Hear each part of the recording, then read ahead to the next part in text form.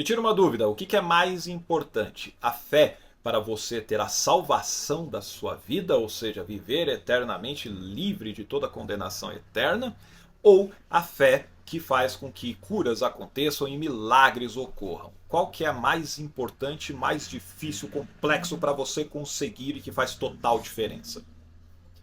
Provavelmente você vai falar, o que é mais importante, o que foi mais complexo, o que exigiu o sacrifício do próprio Cristo para ele ressuscitar e perdoar os pecados e tudo mais, é a vida eterna, obviamente. Isso daí exige-se uma fé tal para que você consiga esta salvação e eternamente você viva ao lado do Deus vivo. Legal. E você tem essa fé? Você acredita que foi salvo e perdoado, perdoada dos seus pecados e que você vai viver a eternidade com Deus? Você crê nisso? Show de bola! Isso significa que você tem fé para aquilo que é mais difícil, para aquilo que é mais complexo, para aquilo que é mais importante. Parabéns! Agora, se você tem fé para isso que é mais difícil e mais complexo, significa que você tem fé também para aquilo que é mais básico. Para aquilo que é, sabe, rotineiro, para aquilo que não é tão importante, mas que dá para você fazer, inclusive para provar que isso aí é verdade, né, que você está dizendo ser a salvação eterna. Ou seja, você tem fé então para fazer curas, milagres, prodígios, sinais e maravilhas? Não tem? Como assim não tem? Você está dizendo que não é importante e tal? Mais importante é a salvação? Ué, mas se você tem fé para o mais importante que é a salvação, isso significa que você tem fé para aquilo que não é tão importante e que pode fazer com que as pessoas sejam salvas, para que elas acreditem que aquilo é verdade, não é?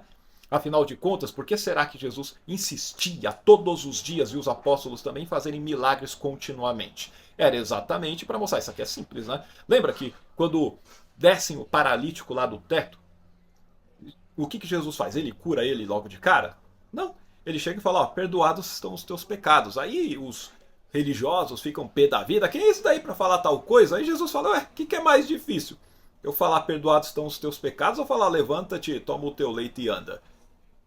Para você ver que eu tenho autoridade para isso, ó, beleza. Ele fez primeiro.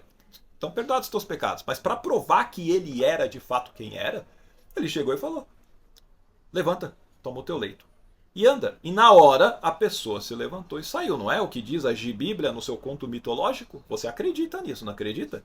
Mas não foi só essa vez. Todas as vezes. Diz que multidões se afloravam para Jesus porque elas queriam ser curadas. E ele fazia isso e atendia a todas. Ué, e você não faz nada? É coisa simples. Não é nem importante, você consegue fazer de boa. Tanto que ele dizia, se a sua fé for como um grão de mostarda, você faz, ué. Ué, tão simples. Então, aqui está. Basta você pegar e fazer exatamente o uso dessa fé, que é muito mais fácil de ser usada para curas, milagres, prodígios e maravilhas, porque afinal de contas você já tem a fé para coisa muito mais complexa, que é a salvação, que você tem certeza que está salvo. Você não tem certeza também da salvação, né? Eu sei que depois disso tudo que eu trouxe, você bem provavelmente já ficou meio inseguro, insegura, né? Pois é, porque na verdade, se você não consegue fazer o básico, que são os sinais, as obras, que Jesus disse que era a obra de Deus, era exatamente toda a manifestação de milagres, se você não faz isso, então tampouco você tem fé para aquilo que é mais importante, que seria essa pseudo-salvação eterna. Logo, você já está condenado. A sua própria declaração, a sua forma de acreditar nas coisas já condena você completamente. E você não tem, obviamente, salvação nenhuma. Só que isso também não existiria mesmo, entendeu? Fica tranquila, fica tranquilo. Isso tudo é misticismo. Isso não existe, não vai ter vida eterna. Você só tem essa vida aqui. Você está jogando tua vida fora, se dedicando a uma coisa que não existe. Você está entendendo o esquema? Pois é. Pô, Toshio, então por que você fica fazendo isso? Porque eu sou uma pessoa do bem, eu estou querendo te alertar. Fora que eu também me importo comigo, ou seja, tem a galera sem noção da sua fé que quer impor isto para a população geral. Ainda mais a galera que está na política. Tem gente querendo parar de ensinar ciência e querendo ensinar criacionismo, cara. O pessoal quer que você acredite que você veio do pó. Olha só que idiotice, né? Que Deus pegou e modelou Adão ali, né? Pegou, imagina ele fazendo os buracos do Adão, né? Imagina como é que foi. O que será que ele enfiou nele para fazer os buracos, né? Muito bom. Esse Deus deve ter problema. Mas, para pensar aqui comigo, cara. O pessoal quer que você aprenda isso e a ciência dane-se. Porque eles creem que existe um design inteligente porque o pessoal é ignorante, né? O pessoal não estuda, o pessoal não sabe de ciência, o pessoal não sabe de método científico, o pessoal é bem burrinho nessa parte.